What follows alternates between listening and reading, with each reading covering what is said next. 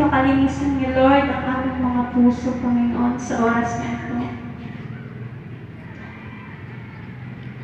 Amen. Patuloy tayong nakatayo. Awitin natin ang salamat. Mahal na mahal kita, Panginoon. Amen. Galaw natin ang ating mga katawan. Mahal na mahal kita, Panginoon. Mahal na mahal kita, Panginoon. Kailan may inay pagkakabalik, magkasakriling mo ilan.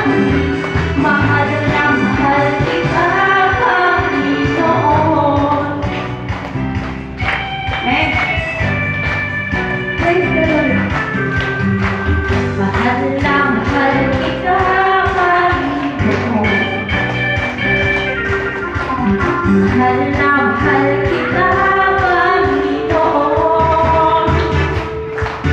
Kailan may di tayo magkabalik, magkat sa piling mo langit. Mahal na mahal kita, Panginoon. Habang buhay, mamumulihan ka. Habang buhay, maglilingkod sa'yo. Habang buhay, pag-ibig ko sa'yo'y iaalay.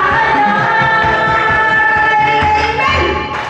Mahal na mahal kita, Panginoon. Mahal na mahal kita, Panginoon. Kailan may di tayo magkabalik, magkat sa piling mo'y langit. Mahal na mahal kita, Panginoon. Habang buhay, mamumulihan ka. Habang buhay, maglilingkod sa'yo. Habang buhay, pag-ibig ko sa'yo'y iaalay. Habang buhay, mamumulihan ka. Habang buhay, maglilingkod sa'yo. Habang buhay, pag-ibig ko sa'yo'y iaalay. Mahal na mahal kita, Panginoon. Mahal na mahal kita, Panginoon. Kailan maghintay ka babalik, magkat sa piling mo'y langit. Mahal na mahal kita, Panginoon. Mahal na mahal kita, Panginoon. Mahal na mahal kita, Panginoon. Amen! Amen! Hallelujah! Praise the Lord! Hallelujah! Panginoon, dahil mahal na mahal ka namin, Lord. At salamat, Lord, sa iyong pagmamahal din sa bawat isa sa amin, Panginoon. Sa iyo lang namin binabalik ang papuri, pagsamba at pagdakila. Sa pangalan ni Jesus, lahat ay magsabi na, Amen! Amen. Yes, walang kumadlang. Makakaupo na po tayo, mga kapatid. Ngayon naman po ay dumako tayo sa mga pasasalamat at kung sino ang mag-special number ay pwede. Meron bang magpapasalamat muna? Kung walang magpapasalamat, merong kakanta na dalawa. Si Monet Pascua and Heart Santilla. Amen. I-connect muna natin ang kanilang ano.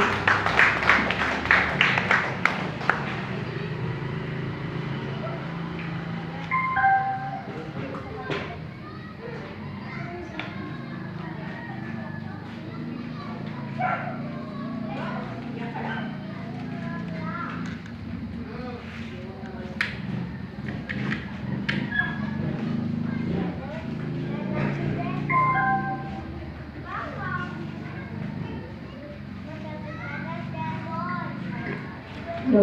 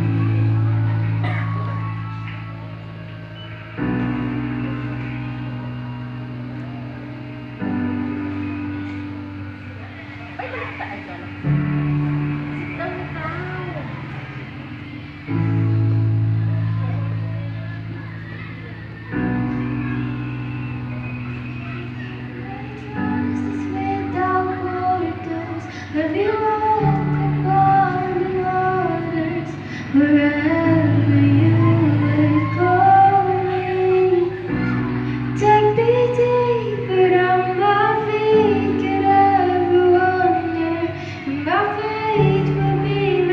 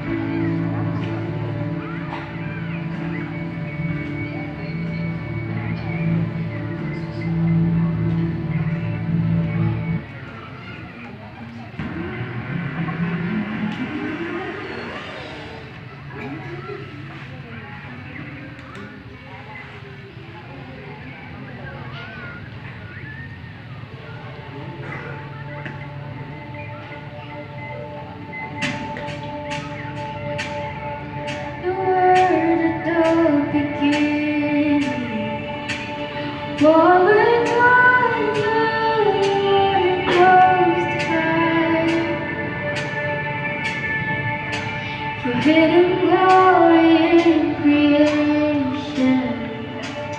That we lived in you, Lord Christ. What a beautiful name it is. What a beautiful name it is. The name of Jesus Christ, my King.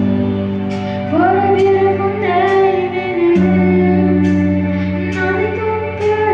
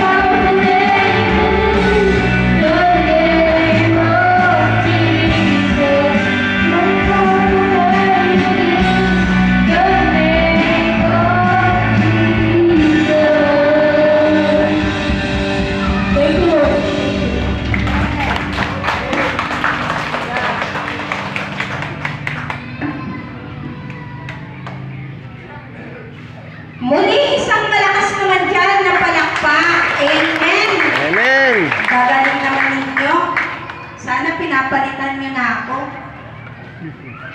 Nagmamakaawa na ako sa inyo. Amen! Ngayon naman po ay dumako na tayo sa sentro ng ating gawain. Walang iba ang exhortation message pangungunahan ito ni Sister Janet Arcega. Amen! Palakpakan natin siya.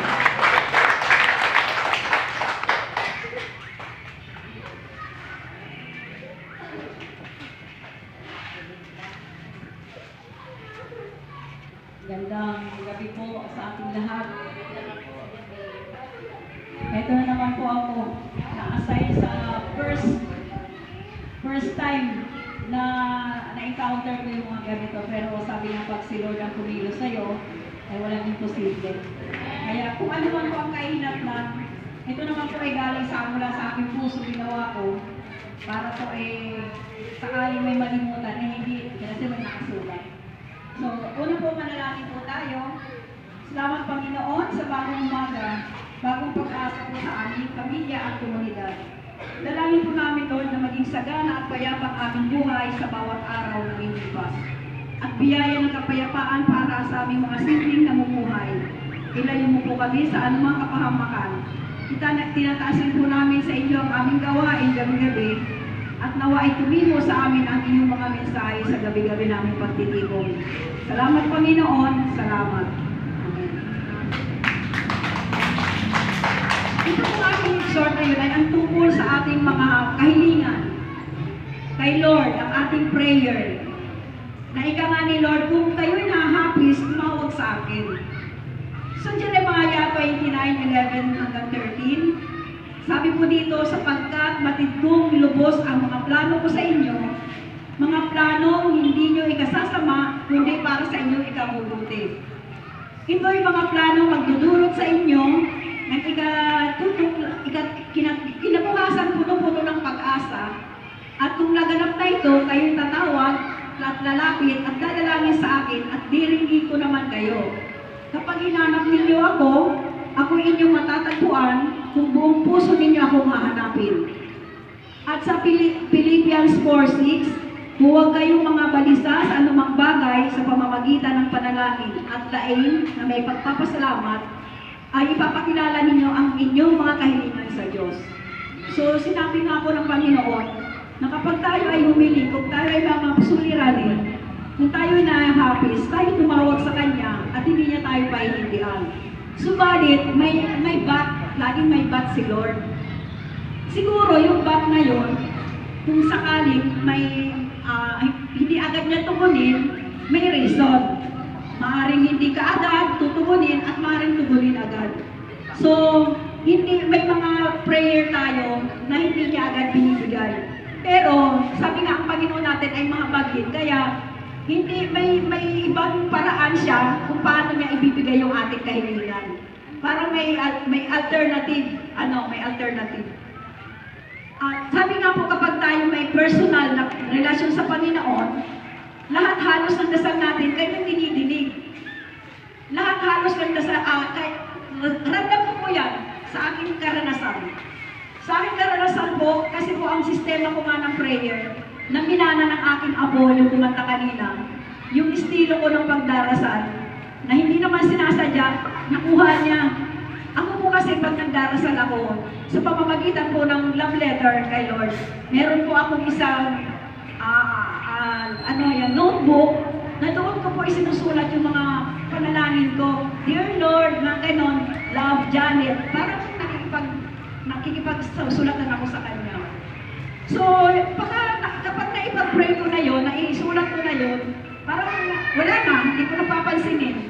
May time na nagre-review ako ng mga sulat na yun, pag wala akong magawa, pinabasa ko yung mga isinulat ko.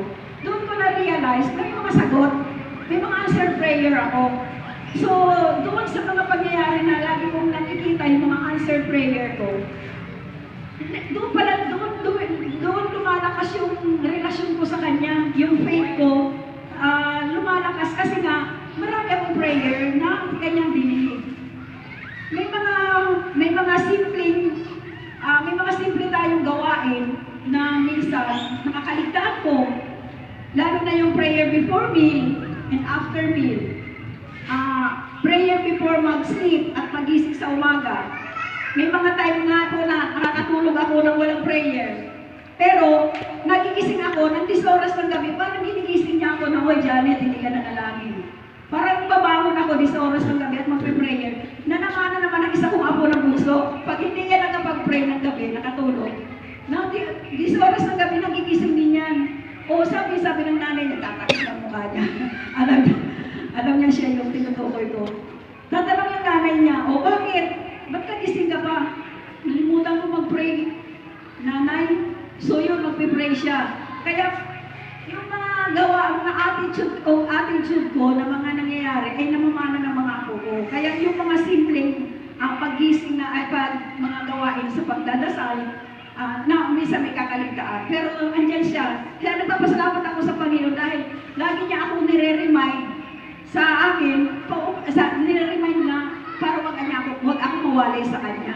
So napakalaking pagpapala na mismo si Lord nire-remind ka, "Oy, Janet, may pagkukulang ka, may nagawa kang may kulang." Napakasarap po. Sa mga pagtitipon, tayo naman po, tayo po yung nagpipray. Sa mga pagtitipon po, huwag po tayo mahiyang i-share yung mga chikahan. Huwag po natin kahiya na i-share yung blessings na natatanggap natin. At natin. Huwag yung parang problema lang. Sabi nga po, talk about your blessings more than you talk about your problems. Doon sa bawang buwan. Kaya po, huwag natin ikahiya. Minsan corny sa akin pag pinag-uusapan yung Panginoon, di ba? Naranasan ko rin yan mga panahon na pag pinag-uusapan ang si Lord, parang corny. May mga, yun nga, masakit nga ngayon dahil sa mga post mo, pag related kay Lord, ilan na yung nagla-like. Pero mag-post ka ng mga kalokohan. Ang daming nagla-like. Kaya nakakalungkot yun. At nararanasan ko rin yun. Minsan may ako mag-post ng mga Bible verse, iilan lang niya, siguro mga 7. Pero pag nag-post ako ng mga kapilyahan ko, mga 100, maabot yan. Sabi ng mga anak ko, ang dami ng likes sa mga post ko. Meron ako pag Bible verse, wala, iilan, 7, sabi ko. Kaya po ang prayer ay napakalaking bagay po sa buhay natin. Kahit po simpleng panalangin sa atin po, kahit simpleng panalangin, ipag-usal po tayo sa ating Panginoon. Pagpapasalamat, bago tayo kumilos sa umaga, bago tayo magtrabaho, tayo po ay laging may kaakibat na panalangin. Kasi nga, sabi nga, prayer changes everything. Prayer can move mountain. Di ba ayun nga sa Mateo 17:20. Sabi nga, di ba, prayer can move mountain. Kaya tayo po isang simple lang tayong mga mamamayan, pero kapag po ang panalangin, ang prayer, na laging pinapaalala sa atin ng Panginoon, na ano man ang hinihingi ninyo ay akin ibibigay. Kung kayo tumatok, kayo pagbubuksan. So ang dami niyang bagay na ibinigay sa atin sa salita ng Diyos na pwede natin matutunan at mapag-aralan na talagang si Lord hindi nagpapabaya. Lagi nandiyan siya, nakaabang sa lahat ng tayo lang ang nagkukulang minsan. Minsan wala tayo sa yung nakakaligtaan natin. Nang isa inaamin ko, nakakaligtaan ko rin yun. Kaya nagpapasalamat ako sa Panginoon dahil kinakalabit ako na may mga time talaga na kinakalabit. At aminado tayo, sabi nga lahat naman tayo makasalanan, wala naman tayong perfecto. Walang perfecto nila lang ang Diyos. Siya lang ang perfecto sa mundo ito. Kaya tayo, laging mabilis naman tayong, "Lord, sorry, nagkasala ko sa isip, sa salita, sa tulong." Di ba, prayer natin yun eh. "Lord, patawad po, nagkasala ako. Hindi ko sinasadya, yung hindi ko alam na nagkasala ako, patawarin mo ako."